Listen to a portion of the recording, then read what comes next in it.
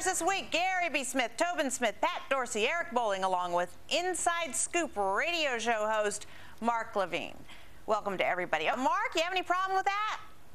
No, not at all. The federal government is often a stimulus to the economy. Go back to the 1930s. You'll see how the New Deal works. You buy government aid for building infrastructure, building bridges. Those contractors then go out and they buy food for their families, and then the grocers have more money. Up? Yeah. No, unemployment is stabilized. No, actually, we were losing 700,000 jobs a month under George Bush. There was something called World War II, but Gary B., let me see. Resume to Uncle Sam. Is that what we should all be doing? I mean, they make more money and they get jobs.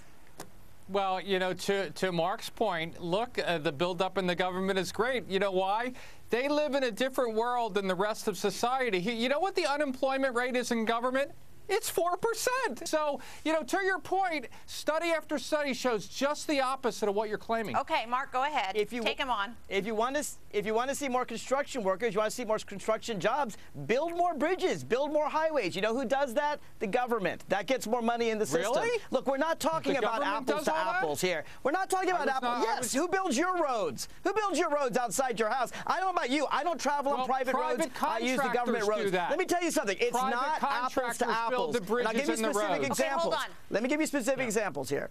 You talked about clergy, all right? A lot of clergy serve in war zones. Guess what? Clergy that serve in war zones want a little more money than clergy that serve at your local church. You know who's paid less in the government? Lawyers are paid less. Doctors are paid less. But accountants are paid more. I don't know what states you're talking about. And you are quiet, not quiet, Pat. But Mark, I think, Mark Levine, I think the point here is that government is choosing industries to invest in, and most likely, most of us would agree they do need to create the national highway system and all the rest. But that's not where all the money's going right now.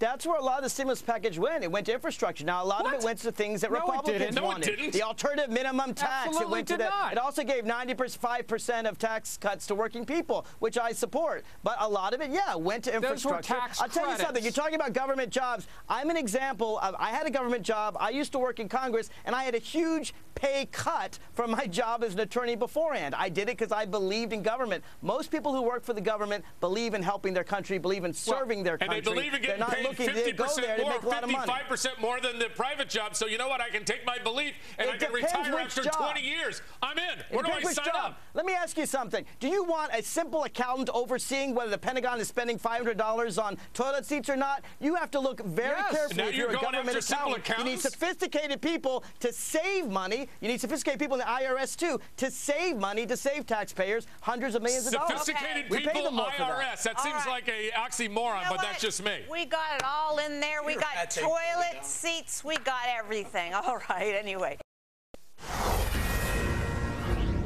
$1.2 trillion more in the red over the next 10 years. The Independent Congressional Budget Office now saying when you add the president's budget up, our federal deficits for this decade will hit nearly $10 trillion.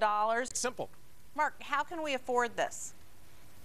How can we afford this? It will save money. The health care bill is not a budget buster, it's a budget booster, according to the exact same Congressional Budget Office that Republican Charles Grassley calls God. They said it will save $1 trillion, more than $1 trillion. And you can argue, is it $1.2 trillion? Is Obama's plan only $800 million? The point is we save money at the same time as consumers save money. This is good stuff and good for the budget.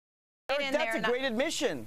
That's a great admission. Eric admitted that public care is cheaper than the private care. Why shouldn't people get the better deal, Eric? It drives the free enterprise system of health insurance out the window. You want to nationalize autos, now you want to nationalize health care. What's next? Sandwiches? What's wrong with giving people a cheaper price? You know what? When I have my gas or I get my electricity or I get my water, the government regulates it and it makes it cheaper. I'm for that. Costs absolutely. Thanks.